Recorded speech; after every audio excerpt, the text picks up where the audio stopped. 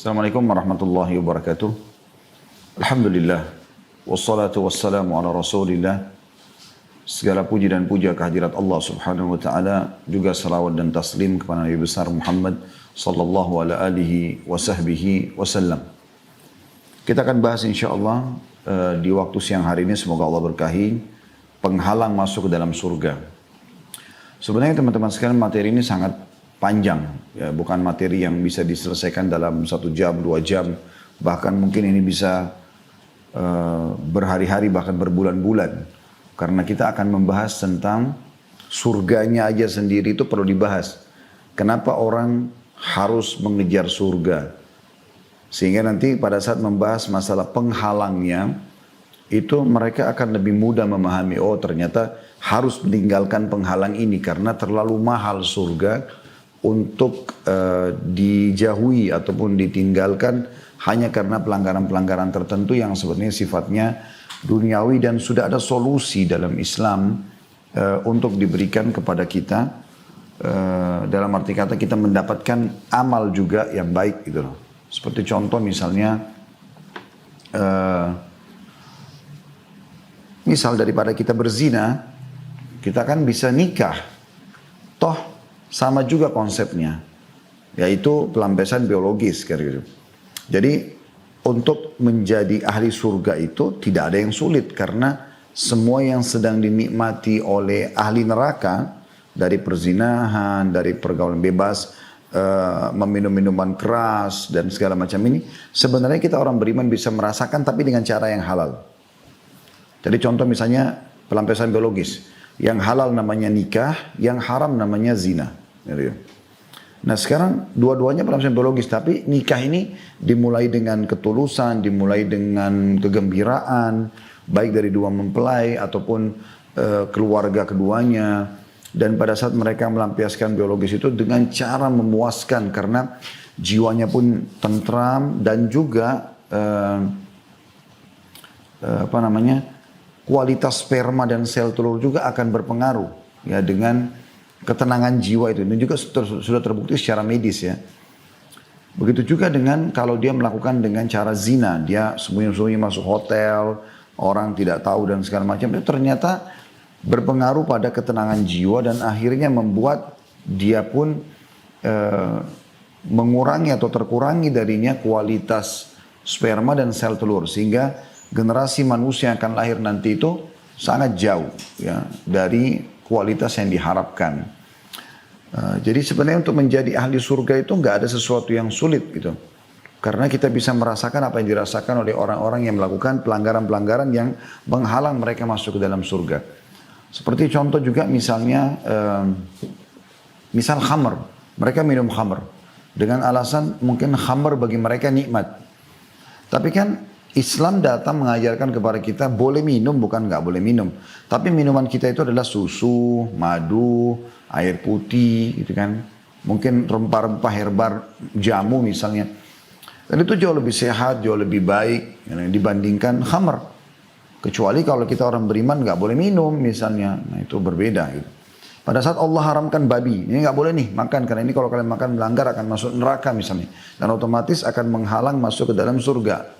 Kan Allah ganti dengan sapi, kambing, ayam, semua hewan air gitu kan.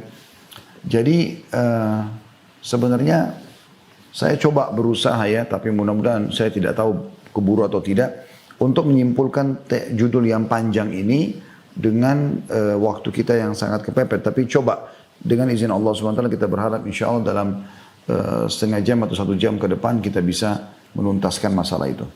Baik teman-teman sekalian, saya akan berikan gambaran dulu tentang masalah surga itu sendiri. Apa sih surga itu dan kenapa kita harus mengejarnya? Ya. Kenapa setiap muslim kalau ditanya, kenapa kamu sholat, kenapa kamu puasa, kenapa kamu melakukan ketaatan-ketaatan, kenapa kamu haji? Maka jawabannya untuk masuk surga. Baik, kalau kita tanya lebih jauh, apa kamu tahu apa itu surga? Paling dia jawab, istana yang mewah, atau sebatas itu saja. Jadi dia pun belum tahu benar tentang surga, dia berharap masuk ke dalam surga. Berarti memang surga ini sebuah target utama setiap muslim.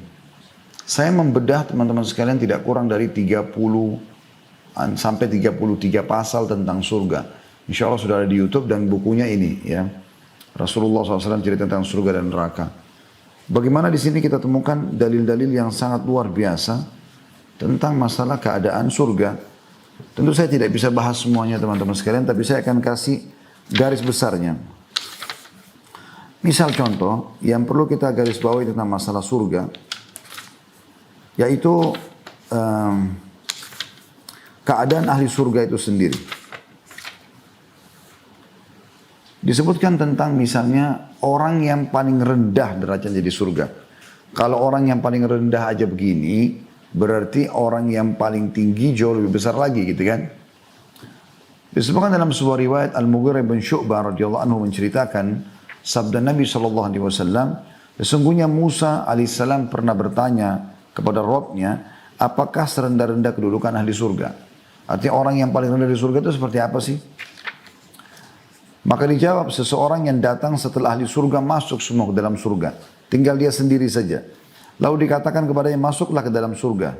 Ia menjawab, wahai Rabbku, bagaimana mungkin sementara manusia telah menempati istana mereka masing-masing dan telah mengambil bagian-bagian mereka.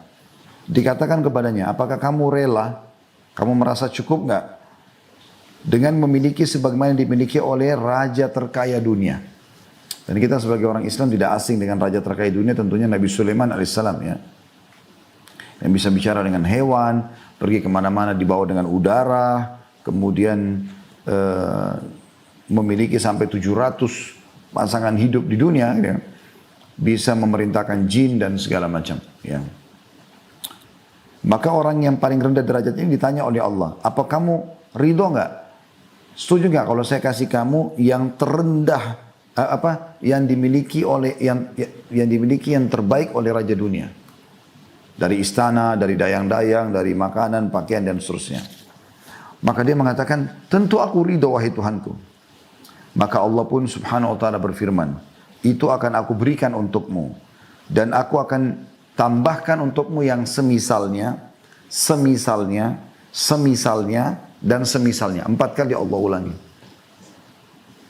Lalu dikatakan yang kelima kalinya, Allah mengatakan, dan semisalnya, artinya 5 kali lipat.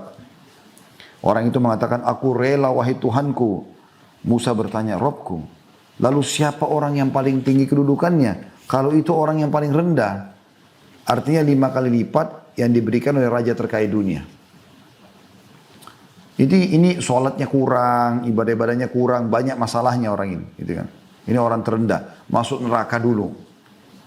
Dalam riwayatnya dikatakan akan keluar ahli neraka yang paling terakhir.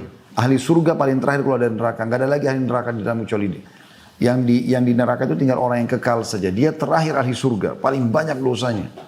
Dikeluarkan dalam kondisi badannya hangus sebagiannya. Dia berdiri, jatuh, begitu terus. Sampai akhirnya dia jauh dari neraka, kemudian dia mengatakan, segala puji bagi Allah yang telah menyelamatkan aku darimu. Kemudian Allah pun memperlihatkan kepada dia sebuah pohon yang rindang, bahan pohon saja, tidak ada apa-apanya. Maka karena dia sudah sekian tahun tidak pernah melihat naungan itu, selalu siksaan api, pukulan, ya dan segala macam, dia ketakutan, maka dia pun mengatakan, wahai Rabbku, sampaikan aku ke naungan pohon itu. Itu saja. Ya. Kata Allah SWT, apakah kau yakin tidak akan minta yang lain? Dia bilang tidak. Aku tidak akan minta yang lain. Betul-betul hanya itu saja. Maka berkata Allah SWT, apa benar yang kau katakan? Dia katakan iya. Ya. Maka dia pun memberikan janji-janjinya kepada Tuhannya, Allah SWT, sampai akhirnya Allah menyampaikan dia ke pohon tersebut. Lalu dia merasa nyaman sekali. Dia merasa di situ betul-betul dia terlindungi, ternaungi dengan sejuknya udara di bawah pohon itu. Dia ini terakhir ya, semua orang sudah masuk surga. Ini orang yang paling rendah derajatnya. Kemudian dia pun berkata pada saat itu, atau Allah SWT pada saat itu memperlihatkan kepadanya sebuah pohon yang ada buah-buahannya dan juga ada airnya. Kalau tadi kan cuma pohon saja. Dari kejauhan dilihat sama dia. Kemudian dia mengatakan, ya Allah, aku ingin pohon dan air itu. Kata Allah SWT, bukan kau sudah janji kalau kau tidak akan minta lagi. Dia bilang, ya Allah, pohon dan air itu saya tidak minta yang lain. Lalu dia memberikan sumpah-sumpahnya dan janjinya kepada Allah Subhanahu Wa Taala. Sampai akhirnya Allah pun menyampaikan dia ke pohon dan air tersebut. Dari kejauhan, setelah dia nikmati pohon itu, bahkan dalam riwayat kata Nabi SAW, dia merasa dia adalah orang yang paling besar nikmat Allah padanya. Allah perlihatkan dari kejauhan pintu surga terbuka dan tercium kepadanya bau wanginya surga itu. Maka dia pun mau minta sama Allah tapi malu. Hanya ini surga, nikmat terbesar gitu. Dia lihat dayang-dayang, dia lihat orang pakai baju sutra, istana yang luas, kebun-kebun, dia kagum. Lalu dia mengatakan, ya Tuhanku, surgamu dan aku tidak minta yang lain. Maka kata Allah SWT, wahai anak Adam, berapa banyak engkau memungkiri janjimu. Lalu Allah berfirman kepadanya, apakah kau ridho kalau aku berikan kau seperti yang dimiliki raja terkait dunia? Dia mengatakan, ya wahai Tuhanku. Maka kata Allah SWT, kau akan dapat yang semisalnya. Engkau akan dapat semisalnya. Terus saja Allah ulangi sampai 10 kali lipat. Kalau riwayat tadi yang pertama saya bacakan kan 5 kali lipat. Ini 10 kali lipat. Maka saking gembiranya orang ini dia mengatakan, bayangkannya 10 kali lipat yang dimiliki oleh Raja Sulaiman AS. Maka dia mengatakan, ya Tuhan, ya Allah, sesungguhnya engkau hambaku, aku Tuhanmu. Saking gembiranya dia balik kata-kata itu. Ya Allah, engkau hambaku dan aku Tuhanmu. Maka Nabi SAW tersenyum sampai urat leher beliau terlihat alaihissalam saking gembiranya gitu. Ya. Ini orang yang terendah di surga. Kalau riwayat yang pertama tadi ada lanjutannya. Nabi Musa bertanya, ya Allah, kalau itu derajat orang paling rendah, bagaimana dengan orang yang paling tinggi? Maka Allah pun menjawab subhanahu wa ta'ala, mereka itulah orang-orang yang aku kehendaki. Aku tanam kemuliaan mereka dengan tanganku. Dan aku menentukan atas mereka, ya, apapun yang mereka inginkan, sekalipun mata mereka belum pernah melihat, telinga belum pernah mendengar, dan belum pernah terlintas dalam hati manusia. Jadi surga itu teman-teman, luar biasa, sebuah tempat yang tidak bisa dibayangkan. Allah Subhanahu wa taala berfirman dalam surah Az-Zukhruf ayat 71, A'udzu billahi minasyaitonir rajim, wa fiha ma tashtahihi al-anfusu wa taladhdhul a'yun. Di dalam surga itu semuanya yang ada di dalamnya akan dimiliki apa yang diinginkan oleh hati. Apa yang ada di hati kita bisa dapat. Dan juga yang selalu sedap dipandang oleh mata. Begitu. Di dalamnya akan diberikan rezeki tidak pernah terputus-putus. Allah mengatakan dalam surah Al-Mu'min ayat 40, A'udzu billahi minasyaitonir rajim. Man amila sayyi'atan fala yujza illa mithlaha. Dalam surah Mu'min ayat 40 ya. Wa man amila salihan min dzakarin aw untha wa huwa mu'minun fa ulaika yadkhulunal jannata yurzaquna fiha bighairi hisab. Barang siapa yang mengerjakan perbuatan kejahatan, dosa, maka dia tidak akan dibalas melainkan sebanding dengan kejahatan itu. Dan barang siapa yang mengerjakan amal yang saleh, baik laki-laki maupun perempuan, sedang ia dalam keadaan beriman, maka mereka akan masuk dalam surga dan mereka akan diberi rezeki di dalamnya tanpa terputus. Jadi terus-menerus mendapatkan manfaat itu. Dalam hadis riwayat Muslim, Nabi SAW bersabda, Inna ahlal jannati ya'kuluna fiha wa yashrabun wa la yatfulun wa la yabulun wa la yatagawwatun wa la yamtakhitun. Qalu فما بال الطعام قال جشاء ورشح كرشح المسك يلهمون التسبيح والتحميد كما تلهمون النفس. Artinya ahli surga itu kata Nabi SAW akan selalu makan dan minum, tidak pernah berhenti. Mereka bukan makan karena lapar, mereka juga berhenti bukan karena haus. Mereka makan bukan karena lapar, mereka berhenti bukan karena kenyang. Jadi mereka nikmati selalu makanan itu. Mereka tidak akan pernah membuang ludah lagi. Mereka tidak akan buang air besar dan buang air kecil. Dan mereka tidak akan pernah membuang ingus. Itu kata Nabi SAW. Jadi tidak ada lagi kamar mandi, tidak ada WC di sana. Semuanya kenikmatan. Maka para sahabat bertanya, ya Rasulullah, lalu bagaimana dengan sisa-sisa makanan itu? Di dunia kan kita harus butuh WC, mengeluarkan kotoran. Semoga Allah muliakan kita. Ada air seni, ada tinja gitu kan. Maka kata Nabi SAW, makanan dan minuman yang tidak dibutuhkan oleh tubuh tersebut akan keluar dalam bentuk sendawa dan keringat yang aromanya seperti aroma kasturi. Mereka melahap tasbih dan takbir sebagaimana kalian menghirup udara. Ya. Jadi maksudnya kalau kita makan dan minum di surga, kemudian kita atau ada yang tidak dibutuhkan oleh tubuh kita, maka akan dikeluarkan ya, dalam bentuk keringat yang lebih wangi dari bau kasturi. Jadi begitu luar biasanya ya.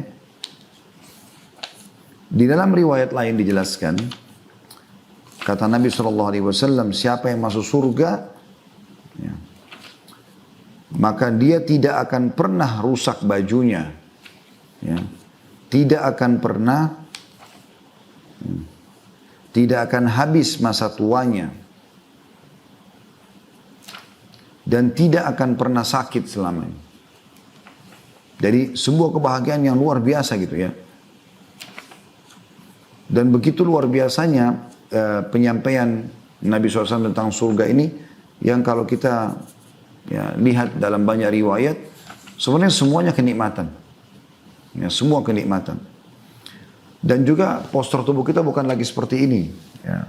Postur tubuh kita sudah kembali seperti ayah kita, Adam alaihissalam. Seperti Adam. Di dalam sebuah riwayat yang sahih, kata Nabi SAW, nanti pada saat kalian dibangkitkan pada hari kiamat, kalian akan kembali kepada poster ayah kalian Adam, 60 siku ke langit atau 27,5 meter. Dan dalam riwayat lain juga kata Nabi SAW, orang yang masuk surga, maka wajah mereka seperti Yusuf, ya.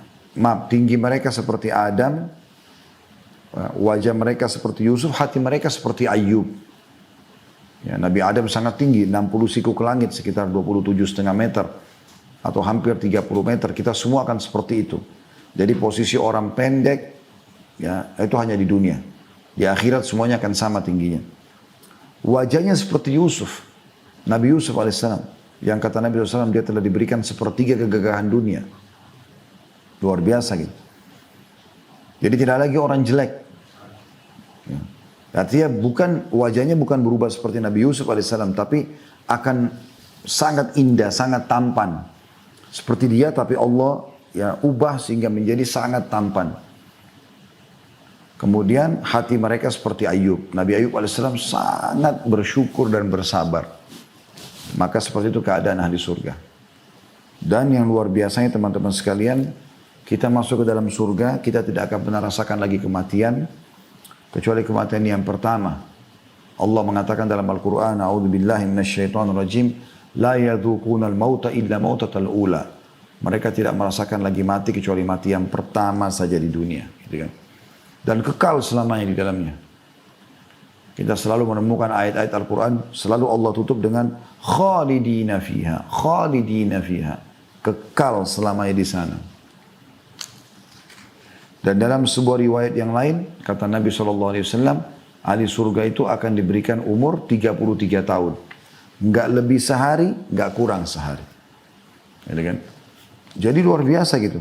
Sudah tidak ada lagi yang mati, enggak akan rusak pakaiannya, enggak akan kehabisan makanan, gitu kan.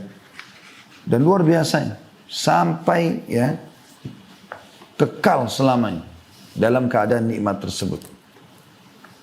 Makanya Imam Ahmad rahimahullah berkata, tidak ada ketentraman yang sebenarnya kecuali kedua kaki kita sudah menginjakkan di dalam surga atau masuk ke dalam surga. Karena memang itu kenikmatan abadi. Nah, orang-orang beriman yang sudah paham masalah ini, tentu saja dia akan terus targetnya adalah surga. Termasuk Ramadan ini teman-teman sekalian, bagaimana Allah subhanahu wa ta'ala memberikan kesempatan kita meraih surga. Dan inilah cara masuk surga, dengan cara kita beramal saleh, berpuasa, sholat malam, baca Quran, berdoa, berzikir, bersedekah. Nah inilah yang diperintahkan. yang bisa membawa kita ke dalam surga. Nah sekarang itu kurang lebih gambaran umum ya. Ini masih sebagian kecil yang kita bahas tentang surga. Saya berharap teman-teman bisa kembali menonton ceramah kami. Tadi bedah buku ini ya, Rasulullah SAW bercerita tentang surga dan neraka. Ada 30 pasal sekian tentang surga, ada 30 pasal sekian tentang neraka. Supaya Anda lebih punya gambaran jauh. Baik, kita sekarang masuk ke inti judul kita. Penghalang masuk ke dalam surga. Maka penghalang masuk ke dalam surga itu 4 huruf. Dosa. Dosa. Hanya saja dosa ini dibagi oleh ulama menjadi 3 bagian. Ada dosa yang kalau dikerjakan, maka dia akan kekal selamanya di neraka. Artinya dia bukan cuma sekedar penghalang yang sementara untuk masuk ke surga, tapi dia akan jadi penghalang selamanya. Yaitu syirik, ya. Kemudian kufur, kekufuran sendiri, atau murtad. Murtad kan tadinya beriman jadi kafir. Atau dasarnya memang kafir dari awal. Atau dia musyrik. Musyrik itu menyekutukan Allah. Nanti kita akan rincikan insya Allah ketiga ini ya. Nah ini jadi penghalang masuk ke surga selamanya, abadi. Ada yang kedua, dosa penghalang masuk ke surga sementara bagi orang beriman. Yaitu semua jenis dosa-dosa besar, kecuali 3 tadi yang saya sebutkan itu. Dan itu teman-teman bisa melihat bahasan saya di dosa-dosa besar ya. Jadi ada ini teman-teman sekalian, bahasan saya di YouTube 2 ini. Ada 76 dosa besar, Imam Az-Zahabi. Dan ada dosa-dosa besar, ini ditulis oleh Syekh Muhammad bin Abdul Wahab. Ya. Ada 2. Dan ini sudah saya bahas di YouTube sampai kurang lebih 140 sekian dosa besar. Ya. Seperti misalnya durhaka pada orang tua, mencuri, berzina, riba, ya. Ini semuanya dosa-dosa besar, teman-teman sekalian, yang memang dia lakukan dan dia tidak sempat taubat. Tidak sempat taubat. Maka akan dipertemukanlah dosa-dosa besar ini, ya, dosa-dosa besar ini dengan amal solehnya, di timbangan amal nanti. Kalau faman thaqulat mawazinuhu, Allah SWT mengatakan siapa yang berat amal solehnya, faulaika humul muflihun. Mereka adalah orang-orang beruntung. Wa man khaffat mawazinuhu faulaika alladzina khasiru anfusahum. Dan orang-orang yang ringan timbangan amal solehnya, dosanya lebih besar, maka mereka adalah orang-orang yang telah merugikan diri mereka. Oleh karena itu, setiap muslim yang melakukan dosa, disilakan dengan murtakabul kabir atau orang yang melakukan dosa besar, itu kalau dia tidak sempat taubat, maka pemahaman sunnah wal jamaah, dia di bawah masyiannya Allah. Allah bisa masukkan dia ke dalam neraka, disiksa sampai bersih dosanya baru masuk surga, atau Allah maafkan. Itu kuasa Allah. Ya. Dari itu jenis dosa besar atau dosa yang bisa menjadi penghalang masuk surga tapi sementara. Dan ini masuk dalamnya semua dosa besar kecuali 3 tadi ya. Kecuali syirik, kecuali kekufuran yang abadi atau murtad. Kemudian jenis dosa yang ketiga adalah dosa-dosa kecil tapi yang terus dikerjakan. Menjadi sebuah rutinitasnya. Sehingga akhirnya menjadi besar juga dia. Jadi dalam hadis kata Nabi SAW, perumpamaan dosa-dosa yang dilakukan, dosa-dosa kecil itu, seperti satu kaum yang turun ke satu lembah, kemudian mereka pada saat lagi mau istirahat di situ, menyuruh satu orang mereka menyuruh satu orang tukang masaknya untuk masak, dan tukang masak mengatakan, coba kumpulkan untukku ranting-ranting. Jadi ranting-ranting sebanyak mungkin supaya aku bisa membakar api untuk masak. Ya. Maka semua anggota kafilah itu mengumpulkan ranting-ranting setelah mereka mengumpulkan ranting-ranting tersebut, maka mereka akhirnya bisa membakar api. Kata Nabi SAW, itulah perumpamaan dosa-dosa kecil yang terus dilakukan seperti ranting-ranting tadi, yang kalau dia satu mungkin masih belum bisa menyalakan api, atau masih kecil apinya, tapi kalau dia dikumpulkan jadi banyak, dia akan menjadi api yang besar. Nah, cuman memang ini lebih ringan daripada poin yang kedua tadi. Karena kalau poin yang kedua tadi, dosa-dosa besar, itu wajib taubat nasuha. Kayak misalnya durhaka pada orang tua, riba, zina, segala macam ini butuh taubat nasuha. Yaitu meninggalkan dosa itu seketika, kata Imam Nawawi rahimahullah, syaratnya. Kemudian menyesali, dan ketiga adalah yang ketiga itu berjanji dan bertekad kepada Allah tidak akan mengulanginya. Seperti itulah ya, tidak akan mengulanginya. Maka dengan 3 syarat ini, insya Allah biidnillahi ta'ala, dosa itu akan dimaafkan oleh Allah SWT. Kalau dosa yang kedua tadi ya. Kalau dosa yang ketiga, yang tadi dosa-dosa kecil tapi karena sering dilakukan dan banyak variabelnya, maka akan menjadi dosa besar juga. Ini sebenarnya bisa saja dibersihkan dengan semua jenis ibadah, amal soleh. Misalnya dosa kecil misalnya sholat sunnah, wudu, puasa, yang wajib dan yang sunnah sebenarnya. Sebenarnya semua amal wajib dan amal sunnah itu bisa membersihkan dosa-dosa kecil, sehingga dia tidak menumpuk banyak. Kecuali keadaannya adalah orang itu melakukan dosa-dosa kecil terus, itu pun dia tidak ikuti dengan amal soleh. Makanya kata Nabi SAW, wa atbi'is sayyi'atal hasanata tamhuha. Ikutkanlah perbuatan dosamu itu dengan perbuatan kebaikan. Artinya jangan kau ulangi lagi, tapi bersihkan dia dengan amal-amal solehmu. Seperti itulah. Ya. Nah sekarang teman-teman, saya kerucutkan lagi bahasan kita. Karena kalau kita mau membahas ketiga jenis dosa ini akan sangat panjang. Gitu kan. Saya akan fokus membahas teman-teman sekalian ke yang pertama saja. Ya. 3 dosa yang jadi penghalang masuk ke surga yang sifatnya abadi. Anda tidak akan pernah keluar lagi dari neraka. Baik, yang pertama teman-teman sekalian adalah dosa syirik. Apa itu syirik? Syirik itu teman-teman sekalian yaitu menyekutukan Allah atau menggabungkan atau mempartnerkan antara Allah dengan makhluknya dalam hal ibadah. Syirik. Contoh misalnya, yang paling baik contoh di sini adalah orang-orang musyrik Mekah. Orang-orang musyrik Mekah itu teman-teman sekalian mereka punya perbuatan, mereka tahu Ka'bah itu rumahnya Allah, mereka tahu tawaf itu ibadah, mereka tahu itu haji, ya karena itu kan dari zaman Nabi Ibrahim alaihissalam. Mereka tahu wukuf di Arafah, mabit di Muzdalifah, mabit di Mina, itu adalah rangkaian daripada ibadah. Mereka tahu itu ibadah untuk Allah.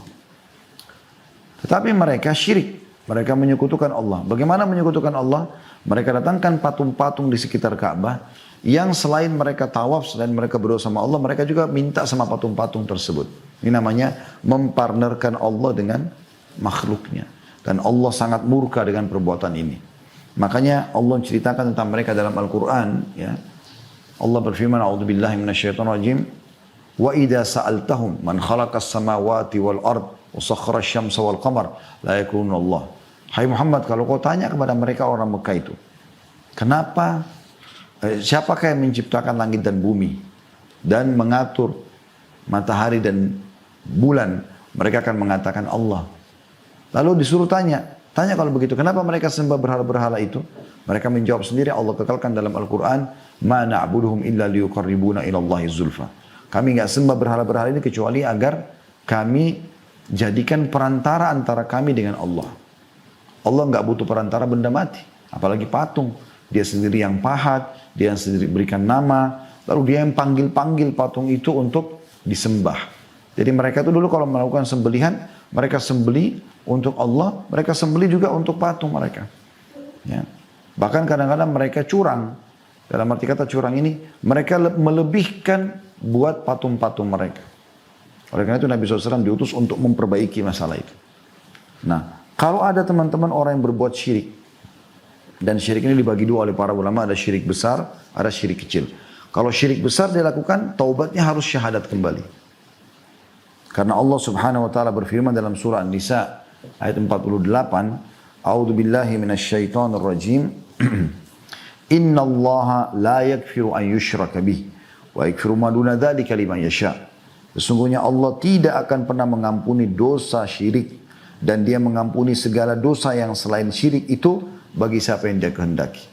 Jadi maksudnya kalau orang meninggal sempat berbuat syirik, tidak taubat, ya, tidak memperbaharui lagi syahadatnya, maka dia tidak akan diampuni Allah pada hari kiamat. Kalau zina, riba, masih ada kemungkinan tahta masyiah namanya, di bawah keinginan Allah. Kalau Allah ampuni, Allah bisa Allah ampuni. Kalau Allah mau ampuni, Allah ampuni. Kalau Allah siksa, Allah akan siksa. Tapi dosa ini nggak bisa. Allah sudah pastikan dalam Al-Quran tidak pernah Allah maafkan kalau mereka tidak sempat taubat sebelum meninggal. Nanti kita kasih contoh-contohnya ya. Kemudian juga dalam surah Al-Ma'idah ayat 72, Allah SWT berfirman, A'udzu billahi minasyaitonir rajim, innahu may yusyrik billahi faqad harramallahu 'alaihi al-jannata wa ma'wahu an-nar. Sesungguhnya orang yang mempersekutukan sesuatu dengan Allah, maka pasti Allah mengharamkan surga atasnya dan tempatnya ialah neraka. Perhatikan di sini kalimat Allah SWT, sesungguhnya orang yang mempersekutukan dalam kurung sesuatu dengan Allah, dalam ayat dikatakan begitu ya, maka pasti Allah mengharamkan surga atasnya. Jadi dia terhalangi dari surga abadi, tidak akan pernah bisa masuk lagi selamanya. Dikatakan tempatnya ialah neraka.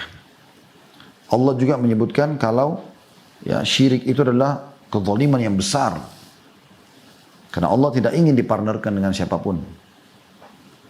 Dalam surah Luqman ayat 13 Allah berfirman, A'udzubillahi minasyaitonirrajim, innasyirka la dzulmun 'adzim. Sesungguhnya syirik itu adalah kezaliman yang sangat besar. Nah, oleh karena itu kata Imam Adz-Dzahabi rahimahullah, barang siapa yang menyekutukan Allah kemudian dia mati dalam keadaan sebagai seorang musyrik, ya, perbuatan namanya syirik. Kalau orang yang pelakunya namanya musyrik, ya, maka dia termasuk penghuni neraka secara qat'i. Maksudnya tidak diragukan lagi. Sebagaimana halnya orang yang beriman karena Allah lalu mati dalam keadaan sebagai mukmin, maka dia termasuk penghuni surga. Sekalipun dia mungkin akan terlebih dahulu diadab di neraka karena dosa-dosa selain syirik yang pernah dilakukannya. Seperti itulah. Ya. Baik teman-teman, Nabi Muhammad SAW juga pernah ditanya, atau beliau pernah bertanya kepada para sahabat, Ala unabbiukum bi akbaril kabair. Mau enggak aku tunjukkan kepada kalian induk dosa-dosa besar? Artinya kalau kalian lakukan, habislah. Maka para sahabat mengatakan, tentu ya Rasulullah, kata Nabi SAW, al-isyraku billah. Itu yang pertama disebutkan. Syirik kepada Allah. Juga Nabi SAW pernah mengatakan 3 kali. Ya.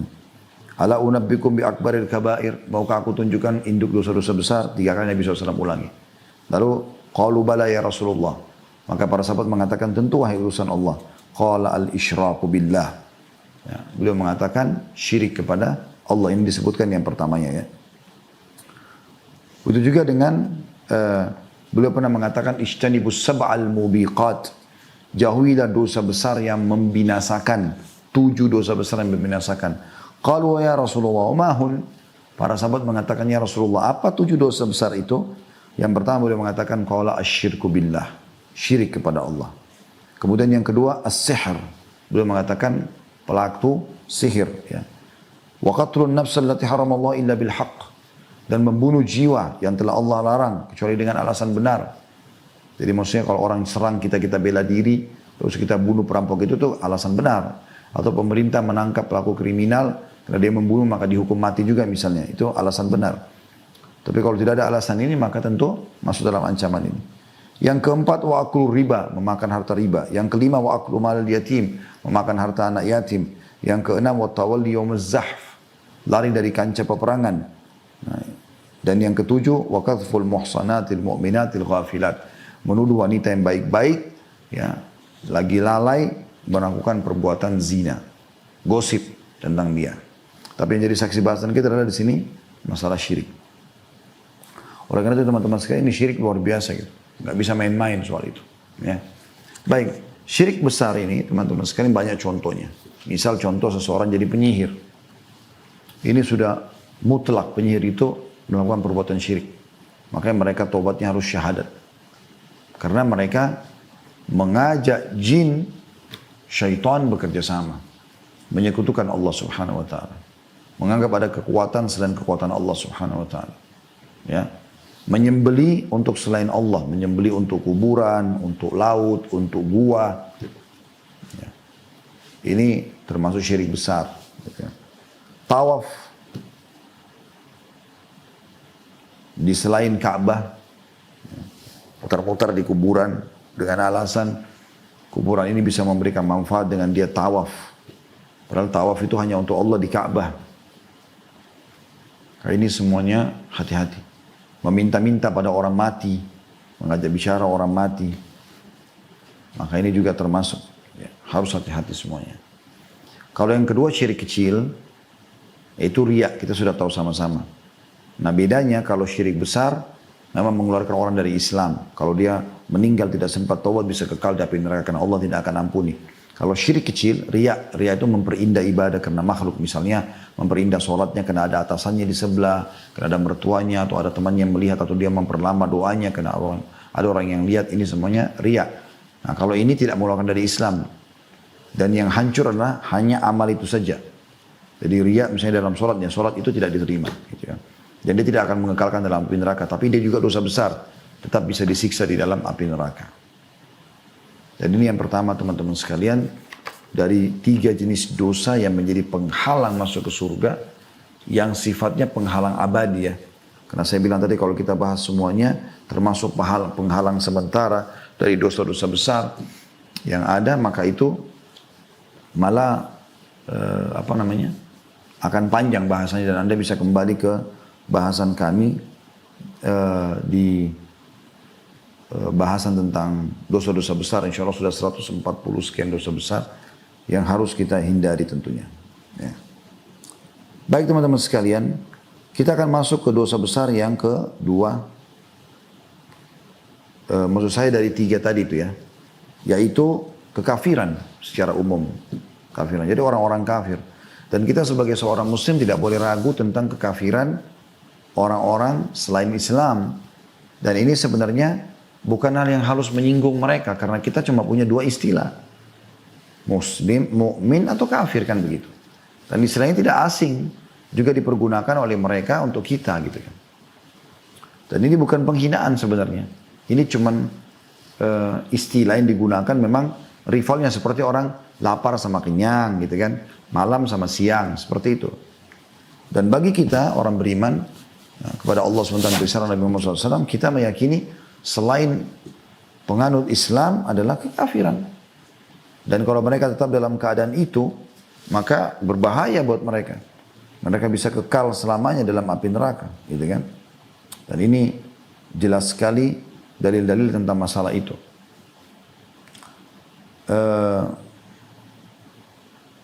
Kita misalnya coba lihat ya. Dalil yang pertama teman-teman kalau bisa lihat buka Al-Quran surah Al-A'raf ya.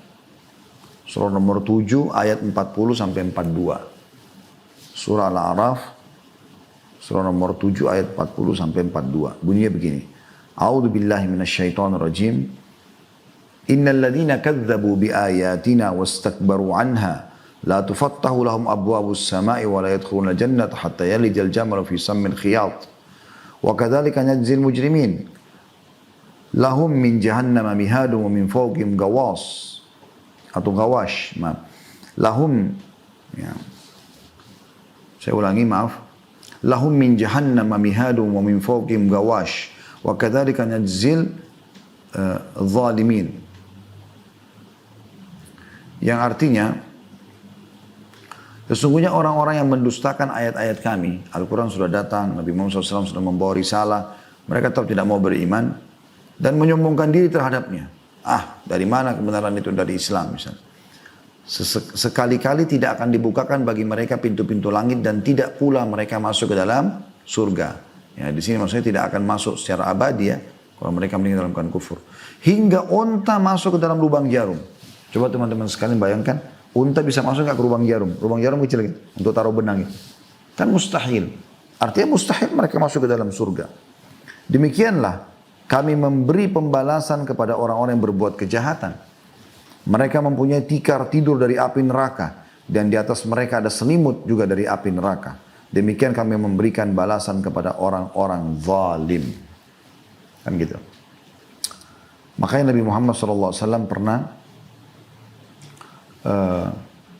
menjelaskan dalam sebuah hadis yang sahih.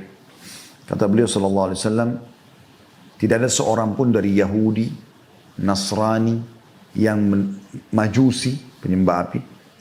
Karena Yahudi Nasrani anda tahu tentunya ya. Majusi penyembah api. Yang mendengarkan aku diutus menjadi nabi. Kemudian mereka tidak beriman pada risalah yang aku bawa. Dan mereka meninggal dalam keyakinan itu. Bukan muslim. Kecuali mereka pasti akan masuk ke dalam api neraka. Gitu kan? Jadi ini sebuah konsep akidah dasar seorang muslim. Makanya kita harus punya kepedulian teman-teman sekalian sebagai seorang muslim. Untuk mengajak siapapun selain Islam untuk masuk ke dalam agama kita yang mulia ini. Ajak mereka untuk syahadat. Nabi Muhammad SAW sudah contohkan itu. Sudah contohkan itu. Dari sini juga kita ambil pelajaran penting teman-teman sekalian. Tidak adanya prinsip yang mengatakan semua agama sama. Enggak sama. Beda. Ya, beda. Karena Allah mengatakan dalam surah Al-Imran, surah nomor 3 ayat 19, A'udzu billahi minasyaitonir rajim, innad dina 'indallahil Islam. Agama yang diterima di sisi Allah hanya Islam. Dalam Al-Imran juga ayat 88 ayat 85-nya Allah SWT mengatakan a'udzubillahi minasyaitonir rajim wa may yabtaghi ghairal islami dinan fala yuqbal min wa fil akhirati minal khasirin. Siapa yang coba-coba milih selain Islam sebagai agamanya maka tidak akan diterima darinya dan dia di akhirat termasuk orang-orang yang rugi. Teman-teman bisa kembali ke ceramah kami juga di YouTube kalau ada yang mau lebih jauh dengar insyaallah tentang masalah ini. Ada panjang lebar saya jelaskan di judulnya Hiduplah Mulia dengan Islam. Nah, bagaimana saya paparkan panjang lebar tentang masalah itu teman-teman sekalian. Dan itu cukup banyak dari dalam Al-Quran yang menceritakan tentang masalah orang-orang kafir bisa masuk ke dalam api neraka. Seperti itulah ya. Selanjutnya teman-teman sekalian yang terakhir yang ketiga adalah orang yang kafir tapi murtad nih. Murtad. Ya. Dia tinggalkan agama Islam. Disebutkan dalilnya dalam surah An-Nahl. Surah nomor 16 ayat 106. Sekali lagi surah An-Nahl surah nomor 16 ayat 106. A'udzu billahi minasyaitonir rajim. Man kafara billahi min ba'di imanihi illa man ukriha wa qalbu mutmainnun bil iman walakin man syaraha bil kufri sadran fa alaihim ghadabun minallahi wa lahum adzabun azim.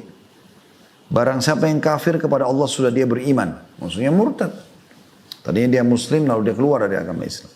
Kecuali orang-orang yang dipaksa kafir padahal hatinya tetap tenang dalam beriman.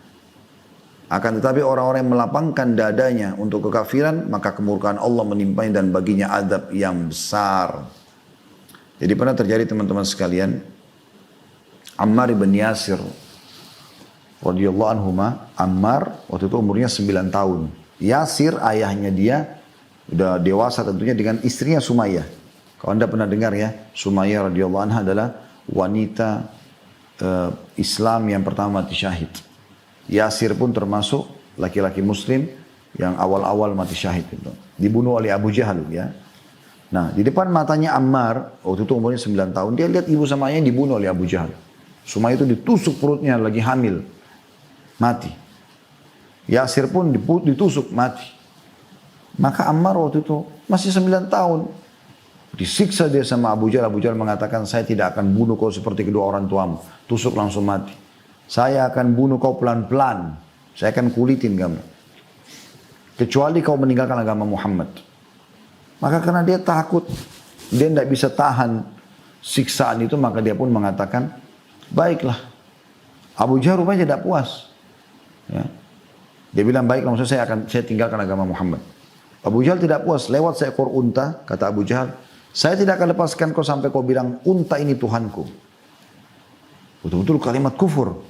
Jadi bukan lagi Allah, tapi unta ini. Maka Ammar mengatakan, unta itu Tuhanku. Karena kesakitan udah. Maka dibebaskan oleh Abu Jahal. Setelah itu Ammar menyesal luar biasa. Kenapa dia tidak susul saja kedua orang tuanya mati syahid? Tapi 9 tahun kita bisa bayangkan bagaimana anak-anak 9 tahun pastilah ketakutan gitu kan. Lalu dia datang kepada Nabi SAW dan dia sampaikan masalah itu. Ya Rasulullah, begini kejadiannya. Apa kata Nabi SAW dalam hadis yang sahih? Diriwayatkan oleh Al-Hakim dalam kitab Mustadrak, Al-Baihaqi dalam Sunan Al-Kubra. Ya. Dia mengatakan, Kaifa tajid qalbak? Bagaimana pada saat itu hatimu, hai Ammar? Ammar bilang, mutmainnun bil iman.